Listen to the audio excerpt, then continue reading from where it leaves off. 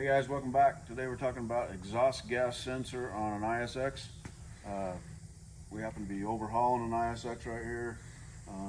This is the exhaust gas sensor. If you don't know the location, it sits right on top of the thermostat housing. And everybody's like, why is it on the thermostat housing?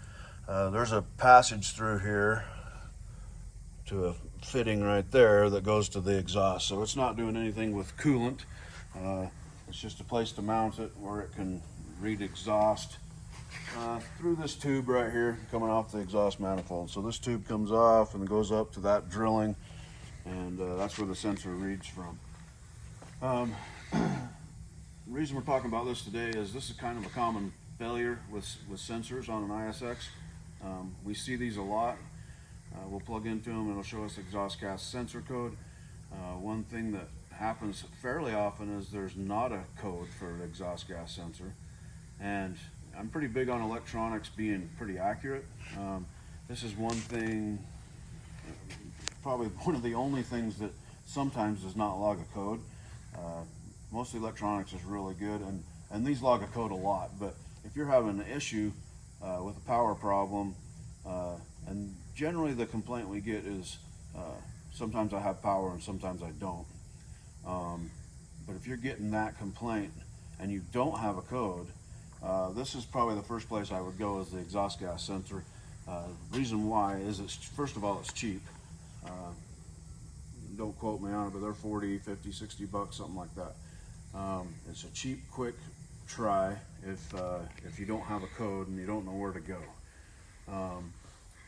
Like I said, generally they log a code, but we have seen them not log a code. And you know, I'm an advocate to get, to do diagnostics, to get plugged into, so I'm not saying start changing sensors, do not do that. But this one particularly has had a history of not logging codes under a low power complaint. So anyway, that's where it's at. It's super easy. 1/16" socket, you unplug it, put the socket over the top, spin it out, spin the new one in. Now, if you don't have one, let's say you're on the side of the road and you want to give that a shot, you can clean that sensor, and sometimes it does work. I wouldn't say that it's a fix, but it might get you down the road to where you can get a sensor. So you can pull that out, clean the soot and water. You wouldn't think there's water there, but it gets condensation up on there and makes it read weird. So you can clean all that off with some brake clean, or a little bit of starting fluid, and let that dry and put it back in and see if that fixes your problem. But yeah, that's a common issue with not logging a code, and like I said, they do log a code a lot. Anyway, still just a common issue of a low power complaint.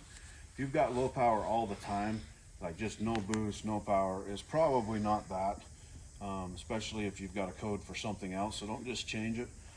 Always check for boost leaks and follow the diagnostics. If you've got a whole different code, it's definitely not the exhaust gas sensor, so I'm not trying to say just change it. But if you have that code, or you don't have any other codes and you've got a low power, it's probably that, or at least it's a good guess for that. So yeah, check that. Always make sure the tube is clear. Generally the tube is okay, but we always like to blow through them and make sure that they're clear, and save you a bunch of money changing parts. You can pick that up at any dealer. Like I said, they're 40, 50 bucks, something like that. Just a quick fix, little tip going up and down the road.